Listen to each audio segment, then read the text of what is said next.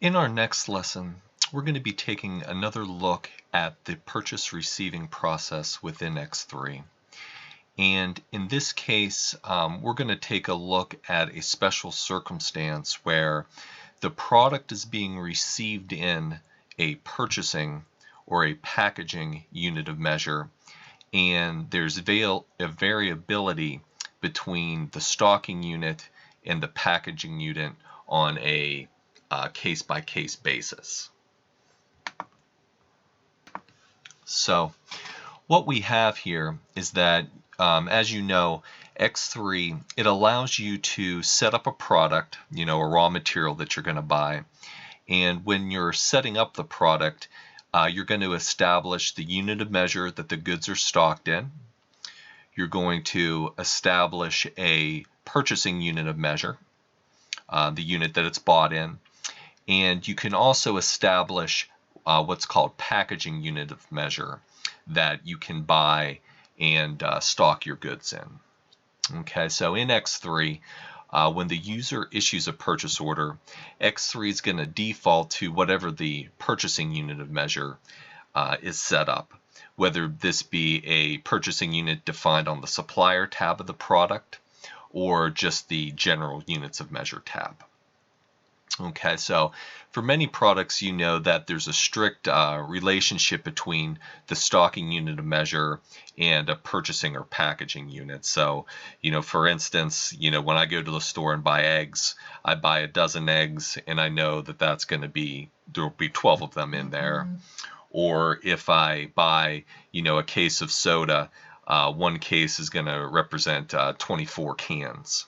Okay, so for a lot of purchases, you have that strict relationship. But for other products, there might be a nominal conversion rate, but it can vary, plus or minus 1 or 2%. So for instance, when you're buying produce, maybe a standard case of a particular vegetable weighs 20 pounds. But sometimes when you bring it in, maybe it's a little bit light, maybe it's 19 pounds, or other cases that you bring in, maybe they're 22 pounds. So the solution in X3 to this problem involves when you're setting up the product, it's necessary to specify that the conversion between the packaging unit and the stocking unit is what we call changeable. Then, once it's set up in a changeable status, what the user will be able to do is when they're entering the purchase receipt, through the action button on the receipt line, you can go into an option called Enter Detailed Quantities, and you can specify things on a weight or unit per packaging basis. So now let's go into X3 and see how this works. So here in X3, we're in on our product master files, and let's come over to the units of measure tab. So here we can see for this particular product, these jalapenos, that we stock them on a pound basis, we purchase them on a pound basis, but down here in the pack unit section, we have a packing unit set up as a bag here, okay, and the nominal conversion or the nominal weight of the bag is going to be 50 pounds. Okay, but you'll note here that the changeable flag in the pack unit is set to yes. So this is what's going to allow for us to, when we do our purchase receipts, to record the receipts of the bags at something other than 50 pounds. Okay, so let's go ahead and close out of here, and let's go over to our purchase orders. Under our purchasing menu, orders, then to orders.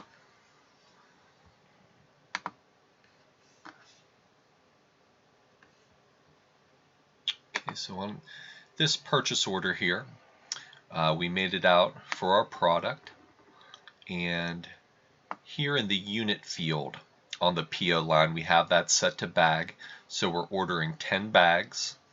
And again, the coefficient here, the conversion between the stocking unit of measure and the packaging unit, came in at the 50 pounds, because that's kind of our nominal weight here.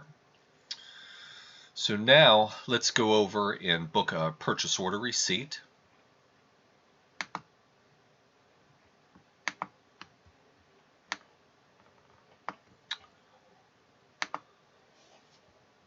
We'll do a full entry.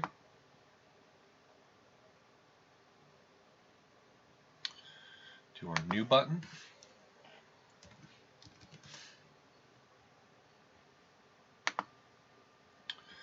And we'll specify our receiving site, then come over to our order selection tray and go ahead and pull in that product.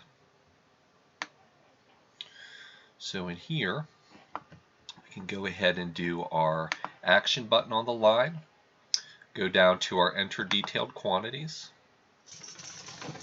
So in this case, let's say that we are bringing in 7 bags and it has a weight of 50 pounds.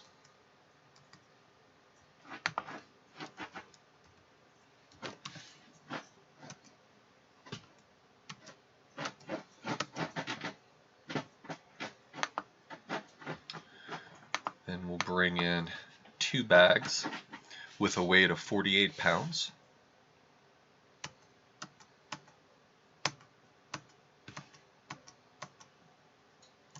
Then we'll have 1 bag, call it at 52 pounds.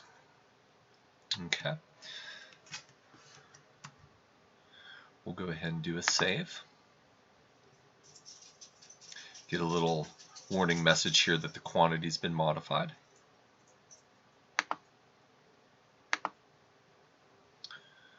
We'll come over and do our create, and we'll say yes.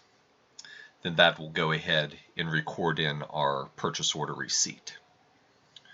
So now let's go over and take a quick look at our stock transactions to see how they're registered there. So we're going to close page here, come over to our stock menu, then down to inquiries, then in the movement section, then transactions by date.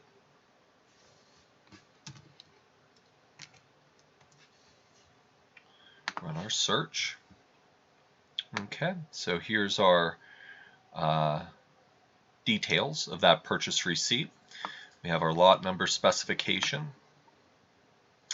Then over here, you see we have the quantity in bags for each lot line.